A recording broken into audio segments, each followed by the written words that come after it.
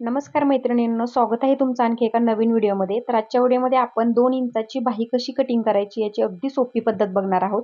तर इथे बाहीसाठी ही मापे लागतात. बाही उंची 2 इंच आहे, दंडघेर 6 इंच, आर्महोल आहे 7.5 इंच आणि छाती आहे 32 इंच. तर इथे बघा डबल फोल्डमध्ये मी पेपर घेतलेला आहे. तर आता बाहीची उंची 2 इंच आहे, तर आपल्याला अर्धा इंच त्याच्यात प्लस करून घ्यायचा आहे आणि 2.5 इंचावरती आता आपण त्याचं मार्किंग करून घेऊया. तर इथे बघा, इथे आपली बाहीची उंची येणार आहे इथून इथपर्यंत 2.5 इंचाची. अर्धा इंच आपण शिलाई मार्जिन घेतलेला आहे. तर इथे हे दोन्ही रेषा आहेत त्या आपण पुढे आखून घेऊया. ते बऱ्याच मैत्रिणींना छोटी बाही असली की कटिंग करता येत नाही, खास त्यांच्यासाठी मी हा व्हिडिओ शेअर करत आहे. तर ते बघा परफेक्ट आपल्या इथे 2 इंच प्लस अर्धा इंच घेतलेला आहे आणि 2.5 इंचावरती मार्किंग करून घेतलं उंचीचं. तर बऱ्याच मैत्रिणींना कॅप हाईट किती टाकायची याचा प्रश्न पडतो. त्याच्यामुळे त्यांच्यासाठी मी हा चार्ट आहे तो इथे मी तुमच्यासाठी शेअर केलेला आहे, बघू शकता. आणि हा चार्ट मी कम्युनिटीमध्ये तुमच्यासाठी शेअर करते, तिथे जाऊन नक्की बघा. तर इथे 28 साईजसाठी 6.5 इंच बाहीची रुंदी आहे आणि 2.3 इंच कॅप हाईट येणार आहे. 30 साईजसाठी 7 इंच येणार आहे बाहीची रुंदी आणि 2.5 इंच कॅप हाईट येणार आहे.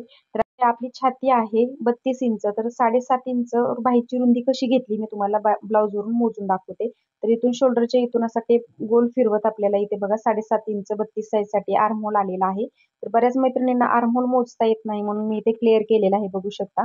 तर 32 साईजसाठी आपण 7.5 इंच बाहीची रुंदी आणि कॅप हाईट 2.5 इंच घेणार आहोत चार्टनुसार. तर इथे बघा वरून खाली ऑलरेडी 2.5 इंच आपली कॅप हाईट आहे ती या रेषेवरती येत आहे उंचीच्या, बघू शकता. तर इथून तिरकस आता 7.5 इंचाचं मार्किंग आहे ते आर्महोलचं आता जे मोजलं होतं ते मी ते टाकून घेतलं, बघू शकता.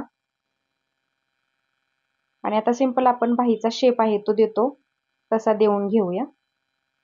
या पद्धतीने गोलाकार राऊंड मध्ये हा शेप द्यायचा आहे आणि त्या मध्यापासून असा पुढच्या मुंड्याचा शेप आहे तो देऊन घ्यायचा आहे, बघू शकता, अर्धा इंचाचं अंतर ठेवून. तर आता इथून पुढे आता 1.5 इंच शिलाई मार्जिन आपण घ्यायचं आहे, बघू शकता. या पद्धतीने 7.5 इंचाच्या पॉइंट पासून पुढे 1.5 इंचाचं मार्जिन आपण घेतलं. आणि इथे बघा आता आपल्याला बाहीसाठी काकेमध्ये जे कपडा आहे तो शिल्लकच राहत नाही, तर तो कसा घ्यायचा. तर 7.5 इंचाच्या पॉइंट पासून 1.5 इंचावरती परत एकदा मार्किंग करायचं आहे आपल्याला. आता या रेषेपासून या पद्धतीने गोलाकार शेप मध्ये त्या पॉइंट पर्यंत आपल्याला हा आकार आहे तो देऊन घ्यायचा आहे 1.5 इंचाच्या मार्किंग पर्यंत, बघू शकता. आणि तो सरळ पुढे मी देऊन घेतला. इथे बघा 1.5 इंचाचं मार्किंग आलेलं आहे बरोबर. आणि आता आपण दंडघेराचं मार्किंग करून घेऊया. इथून आपला दंडघेर आहे आता 6 इंच तिथे मार्किंग केलं आणि त्याच्या पुढे 1.5 इंच शिलाई मार्जिन घ्यायचं आहे. तर आता शिलाई मार्जिनची रेषा आपण आखून घेऊया. या पद्धतीने शिलाई मार्जिनची रेषा मी आखून घेतली.